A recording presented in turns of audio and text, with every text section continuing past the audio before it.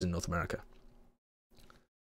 Moving on to the Premier Series, this is China, and there were a lot of games in the Premier Series, so I must confess I have not watched them all. I've just watched some of the more relevant VODs. So just to take you through a brief overview of how it looked coming into this. So this is the Premier Series 2017 summer. So this followed 2017 Premier Series spring, in which LGD, the team here, the team that most of the players from the Chinese Overwatch World Cup team come from, had a very dominant run throughout that. And in fact, let's just bring it up to give a bit of events. That's what we want. Spring. Okay, so during the spring, they had complete domination. Went 9-0, only dropped 3 maps, go through to the playoffs, just kind of crush everybody there as well, but get upset in the grand finals by 1246, who came from absolutely nowhere, who came from fucking, what is that, 1, 2, 3, 4, 5, 6, 7th place in the regular season, through the playoffs, are able to beat FTD, OMG, two kind of middling teams that aren't really the best, but then were able to beat LGD in a 4-3 game. And so you actually had the most dominant team in China, LGD, but they had actually come second in the previous season. So 1246, even when they came into this, everybody kind of knew that it was a miraculous run through the playoffs, and they weren't really expected to be the team to beat in this version of Premier Series, even though they'd come first in the previous one. China's a bit weird.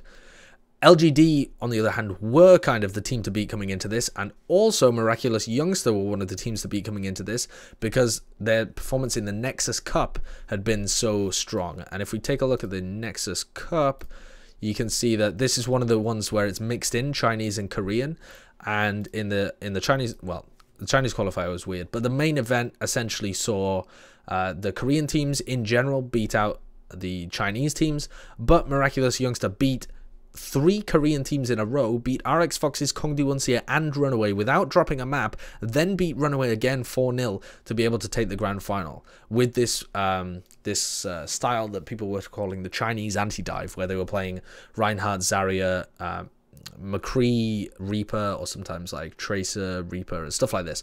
Basically, they want you to dive into them, and then they're going to pick you apart and just like DPS you down. Play very much as a blob around the map. Still play that style quite a lot now, but have also widened it out a little. So Miraculous Youngster were one of the teams that people had their eye on, but a lot of people thought that LGD were really the titans to take down, and that 1246, even though they had upset potential and might do something crazy for playoffs again, who knows, were really not a team to take that much notice of. So again, it kind of played out the same way as the previous season, except that Miraculous Youngster had now really cemented their dominance over the scene as well. So Miraculous Youngster were able to go undefeated, only dropped 5 maps throughout the entire season, which when you're playing 11 series is very impressive. LGD had actually a similar result though. When you look at it, LGD were also very dominant. It was just this head-to-head game against Miraculous Youngster that they lost. And actually, when you look at the game itself, it was very strange. LGD looked like they were kind of running off-meta, strange compositions. For example, solo tank diva at times and stuff like this, where they were running quad DPS on certain maps. And it almost looked like they were deliberately trying to play into the meta matchup of them against Miraculous Youngster rather than just play their own game, or potentially trying out different strategies for playoffs, stuff like that. I think at that point LGD knew that they were through and didn't want to show their hand. That's the interpretation that I have of that match. Because it was so strange, it really didn't feel like two titans matching up with their own set styles in China. It felt very much like LGD were holding something back or trying weird shit. And Miraculous Youngster kind of stomped them actually in that game. But as I say, that really didn't look like LGD when they played that matchup. Vici were another team to look like they were pretty strong. I had my eye on Lingang Esports, but they didn't really perform that well. Miracle Team 1 and FTD kind of hanging around there, as well as some of the other teams that potentially could have upset people. So then when you go over to the playoffs, Chinese playoffs have pretty much always been single elimination, actually, which I'm not a big fan of. Leads to a lot of upsets, which is why teams like 1246, and in this case, Vici Gaming, were able to make their way to the final. but were actually beaten in the grand final. So Vici finished third, so it's not like a ridiculous thing like 1246 was in the previous season. But Vici getting 3-0s over 1246 and then being able to actually take down LGD, this was the big game here. And then on the flip side of this, if you take a look at this side of the bracket, you had MT1, Miracle Team 1, were able to beat FTD, who were slightly above them in terms of the rankings, and really looked like quite a strong team in this fixture. Went through to play Miraculous Youngster, and that was actually a bit closer than people were expecting as well. Miraculous Youngster are not so dominant that they're never going to drop maps against other Chinese teams. 3-1 was kind of like an expected result, but MT1 made it look fairly close. And then when they went into the bronze final, they kind of crushed LGD there as well. LGD, I don't know what went wrong with them, to be honest. Having not watched the entirety of their games in the regular season, I don't feel that I could give a great interpretation of what flopped for them in the finals, but they kind of have a history of doing this, so it's a little bit concerning that LGD lost the semi-final, then also lost the bronze final to finish fourth when they were clearly the second best team and potentially the best team coming into the playoffs. But NY walk away with the victory quite easily in the grand finals. This was a bit of a stomp actually. They beat Vici Gaming 4-1. And so the way that China works is that they had a whole different tournament called the Grand Finals, where you qualify based on points from the spring and summer. So this isn't some kind of playoff for the summer series. This is a whole different tournament, a standalone tournament at the end, kind of the pinnacle of it all, where if you placed highly in spring and if you placed highly in summer, you'll get invited to the Grand Finals and you play out a tournament. So this is a completely separate tournament. These teams were invited here, and it was pretty much all the top teams in what do you call it, in China. I mean, Lucky Future aren't great. Maybe Lingan deserved it more. I can't remember whether anyone else was really left out, but basically, I mean, the top 5 is all there. And again, we had some weird shit coming out from 1246. 1246, some people are saying they save their strategies or whatever, or hide their power for the games that really matter, because this tournament was the one that actually got you into APAC. So this is the one where if you placed in the semi-finals, if you placed top 4, you got into APAC, which is obviously massive because that qualifies you for the next tournament. It was on the new patch. It's the big global one, massive prize pool. So everybody wants to make the semi-finals here. Wait, am I going crazy? Was it the semi-finals? Yeah, it was the semi-finals, right? Yeah, it wasn't you had to place top 3, because I think Vici Gaming are Vici Gaming are also in it. Okay, yeah. So you just had to make the semi-finals, but because it's not a double elim, that basically means that you're only playing the quarterfinals to decide if you're into APAC, which was based on like seeding.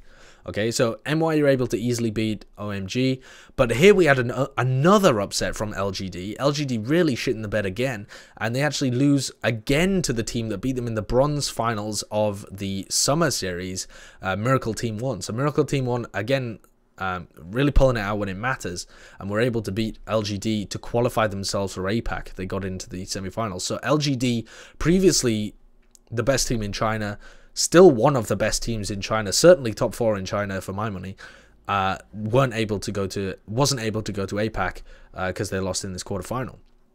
1246 again. I mean, these guys got invited here because they did well in the spring, because they finished first in the spring version, even though they kind of sucked in the summer one.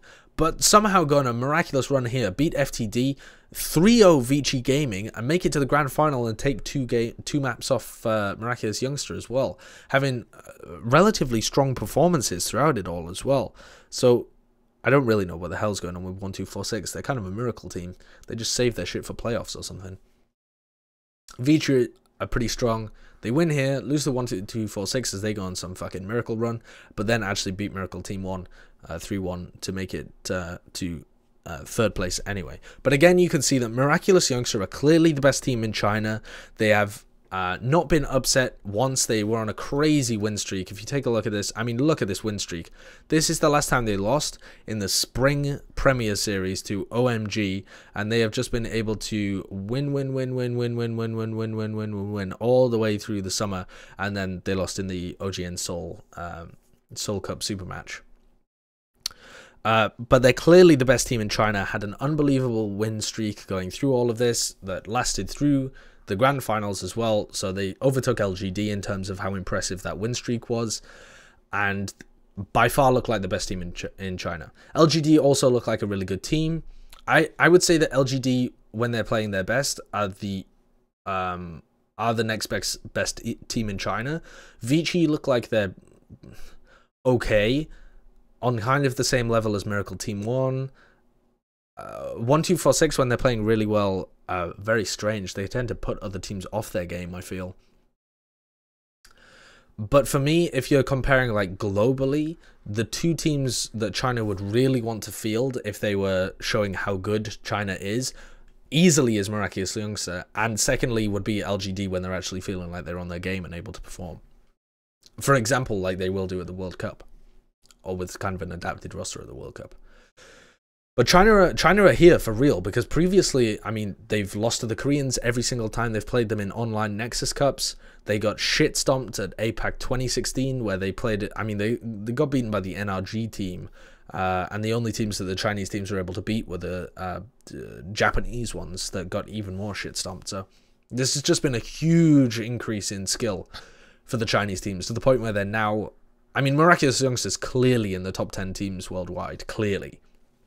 Could be within top 5 as well, depending on how you want to use your metrics, or how strong you rate the domestic Chinese scene. Still, the Chinese scene isn't the strongest in the world. It's no Korea, but it's still pretty decent. So the way that these two were combined recently, the Korean and the Chinese scenes, was in the OGN Seoul. I don't know why it's called the OGN Seoul Super Cup here. It was called the OGN, the Seoul Cup OGN Super Match. I don't know why the name's wrong. But anyway, this saw two invited teams that weren't playing the Apex Grand Finals. Lunatic High and Cloud9 Kongdu, so obviously the two best teams from Apex Season 3, the two grand finalists, the two teams that were head and shoulders above everybody else in that particular tournament. Although I think actually that Afrika Freaks Blue against Kongdu would have been a great match to watch. I think Afrika Freaks Blue might have even won that one because of the way the styles matched up. But anyway, this was, I mean, Lucky Future being invited, I think, was because Vichy or LGD decided to turn down the invite, something like that. So for whatever reason, Lucky Future got invited, but that, I mean, just completely ignore that, because Lucky Future are shit and they got demolished. But this one was a super good game. Loads of people have reviewed it. There are analysis videos all over the place. Excellent series. Lunatic High were playing with Munchkin and Flater. They're two new players for Team Seoul. Munchkin obviously played with Laser Kittens and previously was going to be picked up by Lunatic High. Has a fantastic tracer, really excellent. Flater has an unbelievable Genji, really good Pharah, a very good Soldier 76 as well, just an all-round very good player. That Lunatic High's teamwork still doesn't look incredible. They still make quite a lot of mistakes. They don't play as tight-knit as the Apex finalists do at the moment. I would expect this kind of teamwork to improve as they go forwards and move into OWL. This was still an incredible series. They really just adapted to what Miraculous Youngster were doing, because Miraculous Youngster kind of only have two things that they play. They either play the kind of anti-dive with your own Winston D.Va, in a bit of a similar way to the way that GC Busan plays, but not quite as good. Or they play this Reinhardt Zarya classic Chinese anti-dive with the Reaper McCree or whatever, which they played on Horizon. But Lunatic High were able to adapt to this style and come out with a win in the end. Then they go on to the grand final and they beat Cloud9 Kongdu, which was another really great match. The whole tournament was excellent. I hope they do more standalone tournaments like this in Overwatch, because they're fantastic to get to see how the regions match up. And